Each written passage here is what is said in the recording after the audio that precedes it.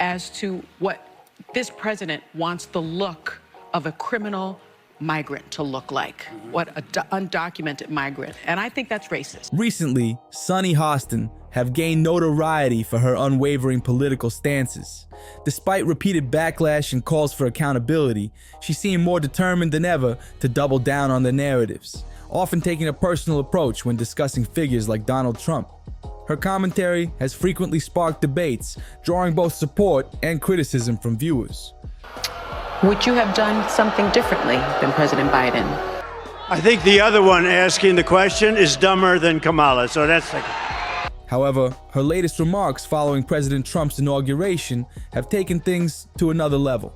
As many in the media either ease off their political rhetoric or dig in deeper, The View appears to be choosing the latter path. And at the center of it all, Sunny Hostin, whose recent statements have once again ignited controversy. She's a dummy. I watched her over the years. That is one dumb woman. Sorry. I'm sorry, women. She's a dummy. The debate over media responsibility, political bias, and free speech has never been more relevant. Sunny Hostin has never been one to hold back her opinions, and her latest remarks following Donald Trump's return to the presidency are no exception. They overstay their visas, so they're undocumented. The Europeans that come here that overstay their visas are undocumented, but they don't come across the southern border. So I think there's a very clear message. During a recent segment on The View, Hostin voiced strong opposition to the administration's policies, calling Trump's leadership a direct threat to the nation's values. She stated, "Unfortunately, we are now living in the reality that Donald Trump is the 47th president of the United States, who, must I add, signed a series of nonsense executive orders.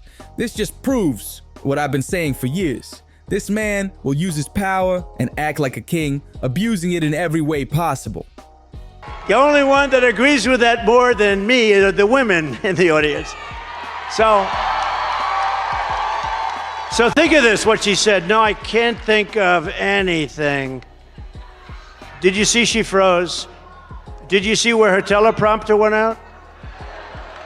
Her teleprompter went out, and she said it was 32 days or something before the election. So she said 32, 32, 32, 32, 32. She was freaked out. Thank God that sucker went back on. I would have been, I don't know what she would have jumped off the stage. Now, when you do this stuff, I would say probably about 15% of the time, the teleprompters, they go out. Her criticism didn't stop there. Hostin went on to claim that Trump's policies would permanently alter the country, stating, "Some of those executive orders are absolutely terrible, and they're going to disfigure America for years to come. It just saddens me that this is our reality now, that we have a presidency that is in the process of abolishing diversity, equity, and inclusion." For those unfamiliar, DEI, or diversity, equity, and inclusion, is a policy framework aimed at promoting workplace diversity and equal opportunities. Hostin expressed outrage at Trump's decision to roll back certain DEI initiatives, calling it an attack on industry values. She continued, "Something that many in this industry value and cherish. If Kamala Harris had won, she would have never had the audacity to issue not only that many executive orders, but she definitely wouldn't have signed the ones Trump did. His policies will warp America into a gigantic echo chamber of those who are loyal to him." Hostin's remarks sparked immediate debate, with critics arguing that her statements reflect media bias, while supporters praised her for calling out what they see as a major political shift. Sunny Hostin continued her strong criticism of Donald Trump's presidency, questioning how the American people could have voted for him again. Her reaction to the election results and Trump's behavior at the inauguration was one of frustration and disbelief. She stated, "It's terrible that this is what the American people voted for. Can you believe this? How easily people fall for his lies. This is a man who only cares about himself, not his citizens. We are dealing with a president who doesn't even try to act or speak professionally." Hostin went on to describe Trump's actions at his inaugural events, pointing to a particular moment that she felt highlighted his lack of decorum. "We literally saw him swinging a sword around, cutting a cake. That's the world we're living in right now. This feels like some kind of parody, like a skit from a television series, but it's real life. Her frustration escalated as she criticized the way Trump handled his inauguration speech, specifically mentioning how he embarrassed former President Biden and former VP Kamala Harris. And let's talk about the inauguration. How unprofessional was it for him to embarrass both President Biden and Vice President Harris while they were sitting right behind him? The things he said and the way he said them, it was shocking. Truly shocking.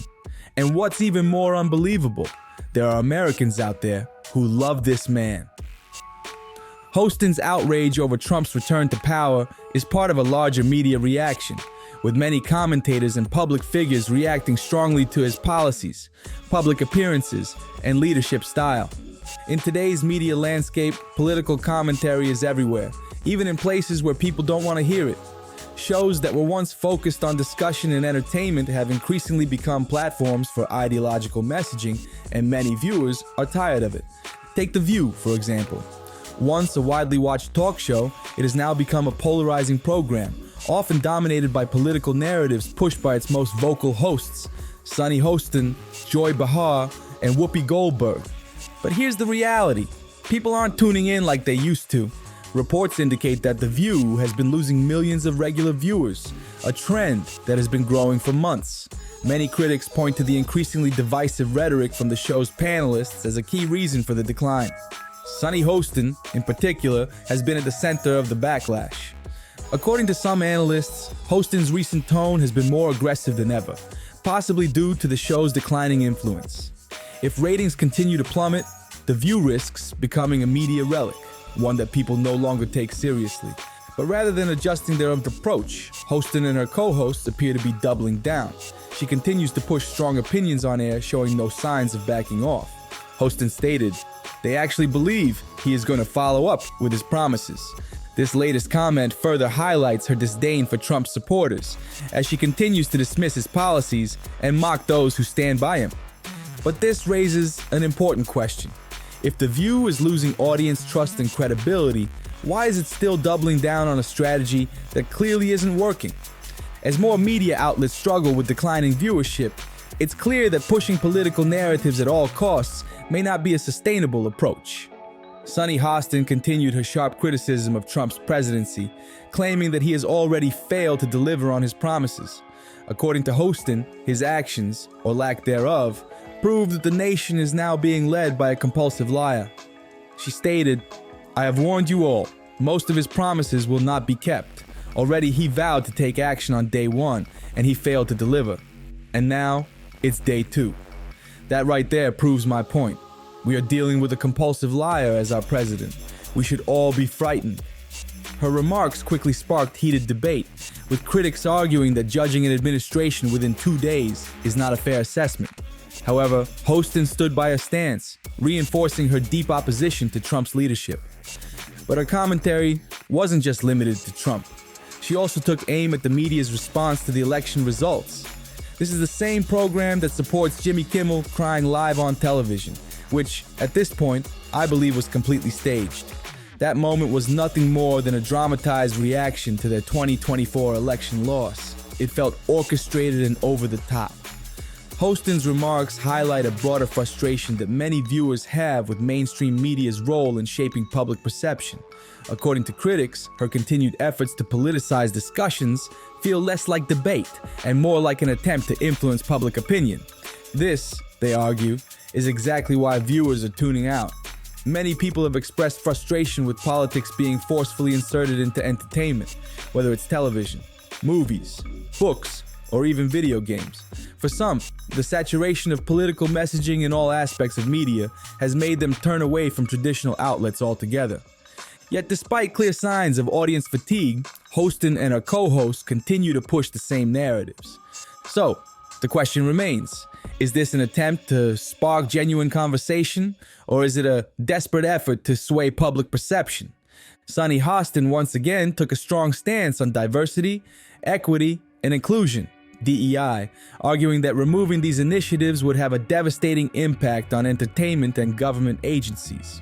She voiced her agreement with actress Julia Roberts, emphasizing that DEI is essential to making entertainment more relatable and representative of diverse backgrounds. Hostin stated, "His entire group is obsessed with removing DEI and replacing it with a focus on merit instead. That's not how it should work. I completely agree with Julia Roberts. DEI is at the core of entertainment because it allows people from all different backgrounds, cultures, and ethnicities to be represented. Whether it's starring in films, television shows, or securing careers in government agencies, these opportunities matter." She went on to express her frustration with the scaling back of DEI programs, claiming that Trump's administration is actively dismantling diversity initiatives, starting with government agencies. And now, it's all beginning to disappear, starting with government agencies.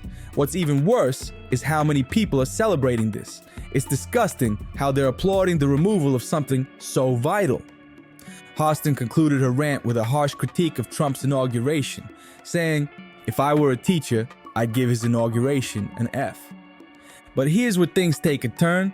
Hostin's continued attacks have started to backfire.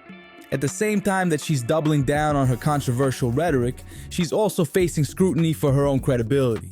Not only has she been accused of spreading misinformation, but she's also struggling to maintain favor within her own network. Adding to the tension, her husband's ongoing legal troubles are only making matters worse. With serious fraud allegations surrounding Dr. Emmanuel Hostin, the negative attention on her family is becoming a major liability. There's also growing speculation that ABC and Disney are not pleased with her role in The View's declining ratings. Reports indicate that her controversial takes have played a significant role in viewership declines, which has raised concerns within the network. With all of these factors piling up, it remains to be seen how long Sunny Hostin will be able to hold her position at The View. This is exactly why so many viewers are fed up with mainstream media. Can you believe that even Sunny Hostin is outperforming Whoopi Goldberg and Joy Behar in terms of driving away viewers? That's right, her presence on The View has become one of the biggest contributors to the show's ongoing ratings decline. The numbers speak for themselves. The metrics show instability, and the viewership drop is not just a temporary dip, it's becoming a long-term trend. But let's be honest, this kind of behavior is nothing new when it comes to The View and its hosts. Under ABC and Disney, the show has consistently pushed divisive narratives, and it seems unlikely that this trend will change anytime soon. If anything, we can expect this downward spiral to continue throughout January, February, and beyond. As Trump's presidency moves forward, the show's frustration with the political climate will only intensify, leading to even more aggressive rhetoric from its panelists. The real question is, how long can The View sustain this model before the network is forced to step in? Will they double down on their messaging, or will they rethink their approach as more viewers continue to tune out? One thing is certain, this situation is far from over. But now, we want to hear from you. What are your thoughts on The View's declining ratings and ongoing controversies? Drop your opinions in the comments below. And if you enjoyed today's content, make sure to hit that like button to support the channel. Don't forget to subscribe so you never miss an update on the latest media stories. Thanks for watching, and we'll see you in the next one.